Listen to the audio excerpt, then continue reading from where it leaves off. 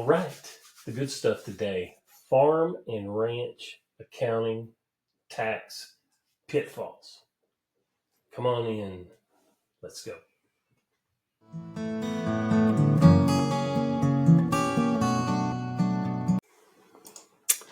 All right, welcome. Come on in. Hear ye, hear ye. All right, today we are I am starting a video series on some farm and ranch stuff. I get people who come to me and farmers, ranchers of all sizes. And the first thing I try to evaluate is, they come in with their farm and ranch questions and tax questions and what can I deduct and that sort of thing. And the first thing I try to look at is, are you actually a for-profit entity? Are you at risk for being challenged by the IRS regarding hobby loss rules?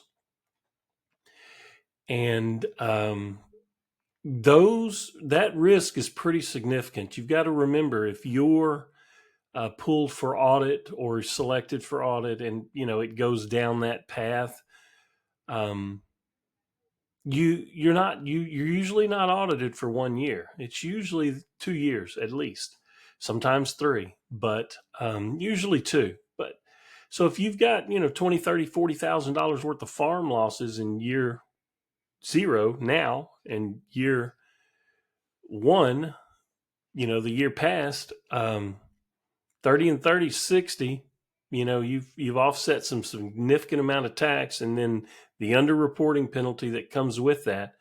So let's talk about that. Let's talk about what are hobby loss rules.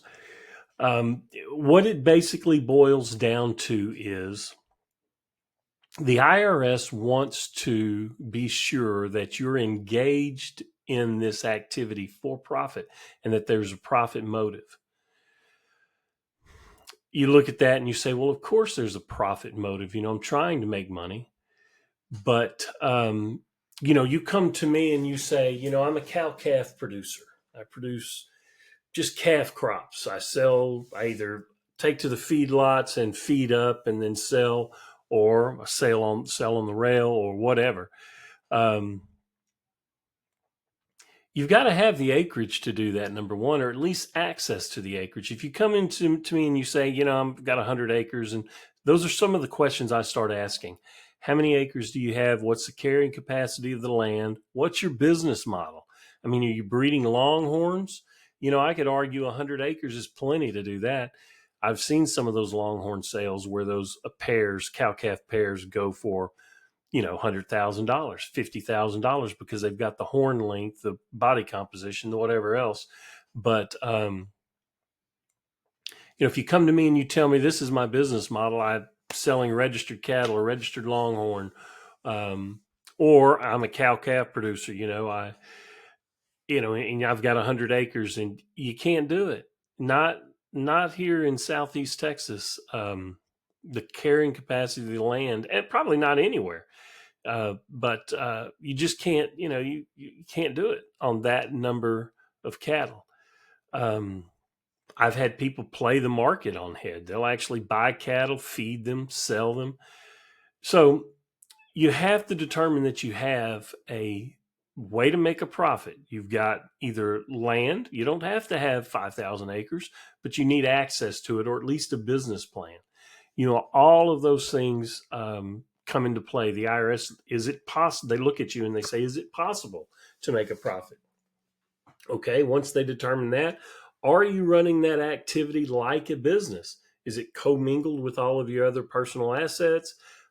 Maybe personal bank account? Do you have separate bank accounts? They have a list of factors, and it's generally referred to as the 9-factor test. They look at your expertise. They look at, are you running the business like a business?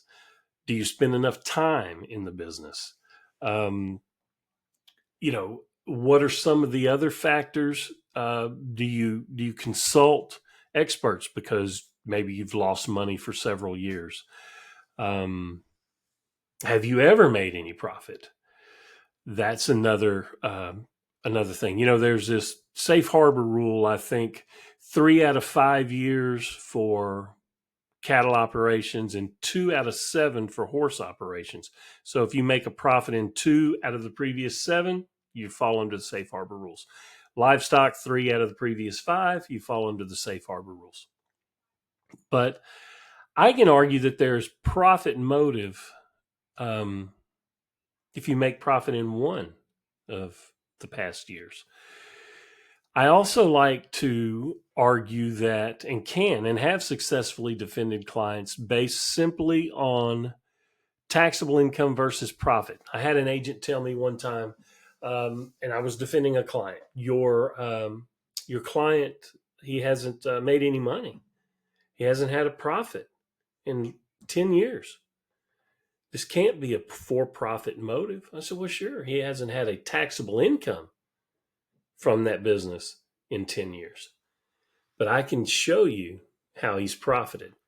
And I break it down from, the raw land that he purchased that was basically wetlands, and he improved with wells, fences, roads, drainage.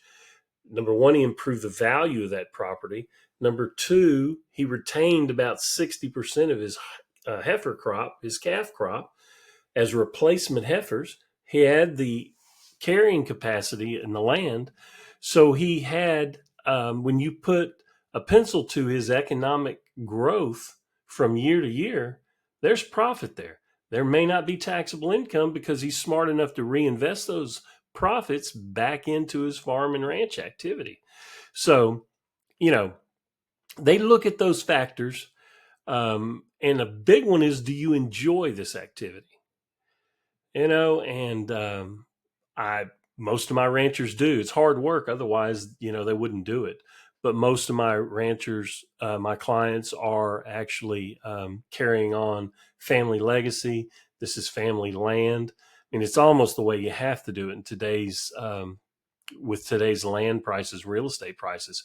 It's very difficult to go out and buy a piece of real estate, especially large pieces of real estate, to ranch cattle, and be able to do that be able to pay for that land with livestock.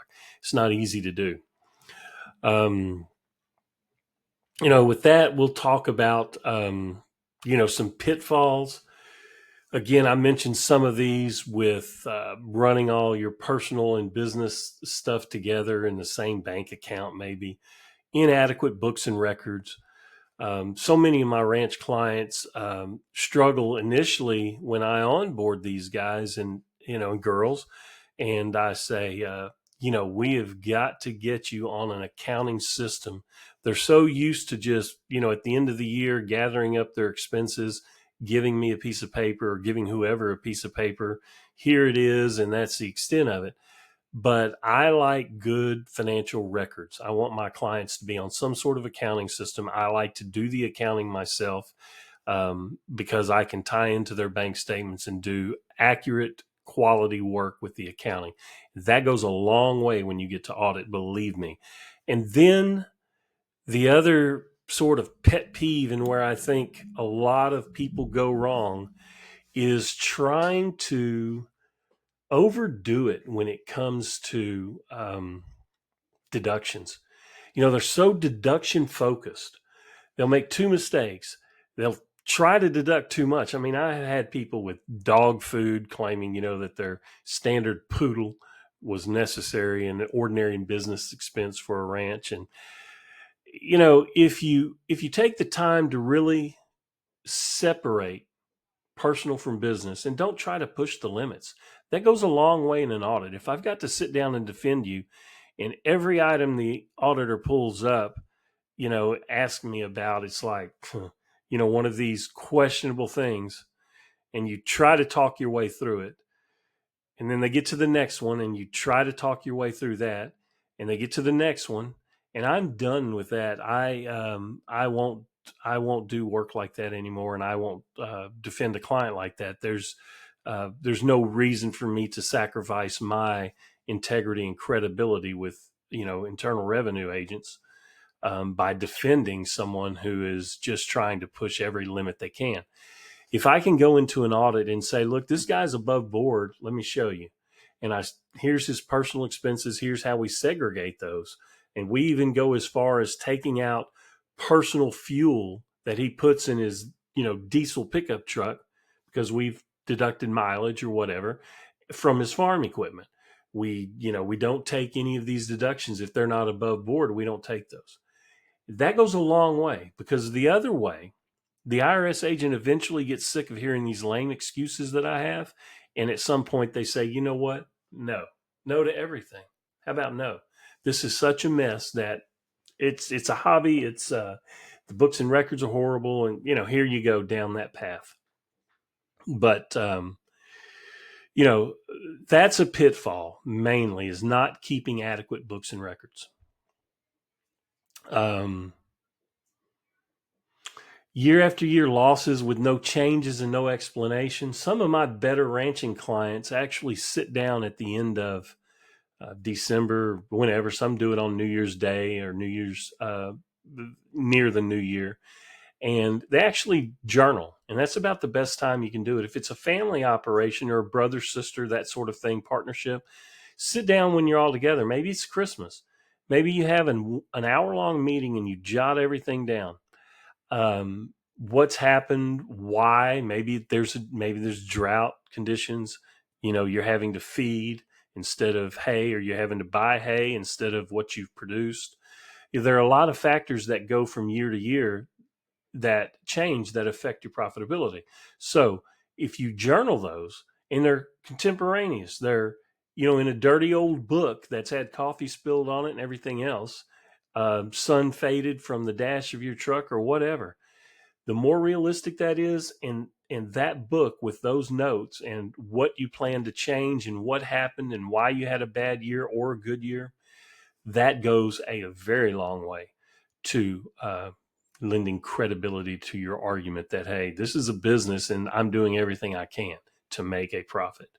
If you just get into this stuff just to write off your four-wheelers and, side-by-sides and bad boy lawnmowers, you're in for a rude awakening just to have a couple of cows out in your front yard.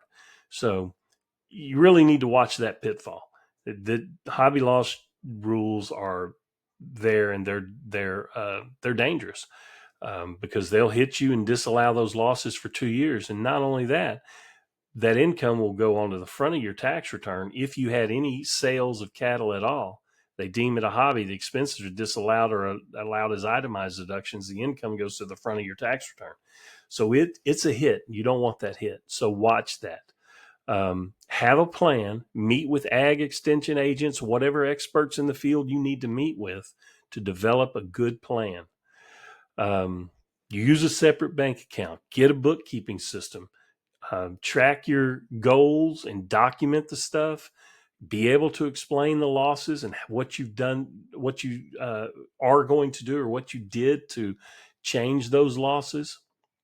Those are some serious things. And I wanted to start out this series with that pitfall because, I see more people at risk of that. And I have several clients who I've either had to part ways with because we didn't agree, or have sign an attestation letter that basically they attest to the fact that I've warned them about this pitfall and what they need to do to protect themselves. And if they don't fit within that range or of what I deem necessary, then they really should consider calling this a hobby, and we report it like a hobby and just go down the road.